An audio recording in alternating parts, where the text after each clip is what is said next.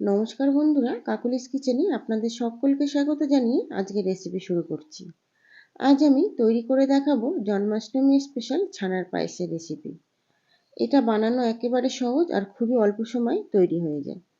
সবার প্রথমে একটা প্যান বসিয়ে নিয়েছি আর প্যানের মধ্যে অ্যাড করে দেবো 1 টেবিল স্পুন ঘি। ঘিটা মেল্ট হয়ে আসলে এখানে কিছু ড্রাই ফ্রুটস দিয়ে আমি ভেজে নেব। আপনারা নিজেদের পছন্দ মতন ড্রাই ফ্রুটস দিতে পারেন। আমি এখানে কাজু, পেস্তা, আখরোট আর আমন্ড বাদাম খুব মিহি করে কুচিয়ে হালকা ক্রাঞ্চি ভাব হয়ে আসা অবধি ভেজে তুলে নেব। এবার ওই প্যানের মধ্যেই অ্যাড করে দেবো 500 ml দুধ। 500 ml দুধ দিয়ে খুব ভালোভাবে দুধটা অনবরত নেড়ে চেড়ে গরম করে নিতে হবে।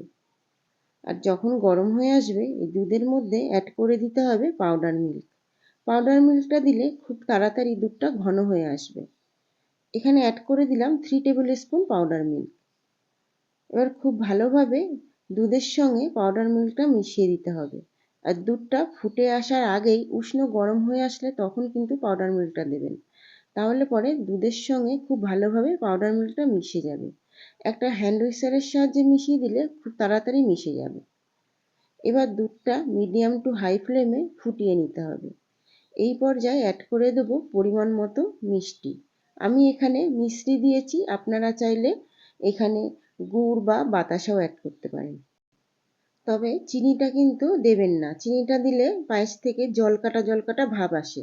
যতটা পারবেন চিনিটা অ্যাভয়েড করবেন। এবার খুব ভালোভাবে দুধটা ফুটতে দিয়ে ভালো ফ্লেভারের জন্য অ্যাড করে দেবো একদম অল্প পরিমাণে এলাচের গুঁড়ো। এলাচের গুঁড়োটা দিয়েও খুব ভালোভাবে মিশিয়ে নিতে হবে আর মিডিয়াম টু হাই ফ্লেমে দুধটা ফুটিয়ে নিতে হবে অনবরত। দুধটা যখন খুব ভালোভাবে ফুটে আসবে এই পর্যায়ে অ্যাড করে দেবো ছানা। আগে থেকেই 1 লিটার দুধ খুব ভালোভাবে ছানা কাটিয়ে রেখেছিলাম আর ভালোভাবে জল ঝরিয়ে নিয়ে ওই ছানাটা দুধের মধ্যে অ্যাড করে দিতে হবে। খুব ভালোভাবে হাতের সাহায্যে ছড়িয়ে ছড়িয়ে ছানাটা অ্যাড করে দিয়ে এবার মিডিয়াম টু হাই ফ্লেমে আবারও খুব ভালোভাবে ফুটতে দিতে হবে।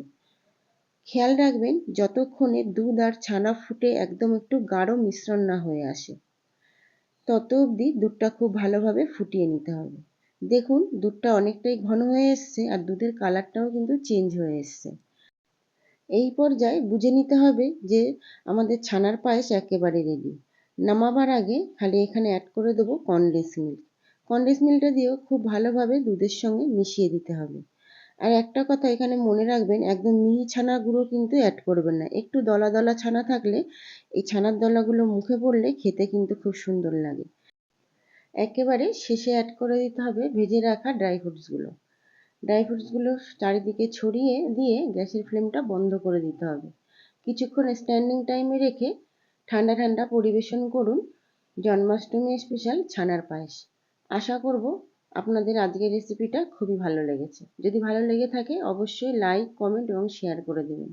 চ্যানেলটিকে সাবস্ক্রাইব করবেন বেল আইকন সহ আরও নিত্য নতুন রেসিপি দেখার জন্য। আজ এই পর্যন্ত, নমস্কার।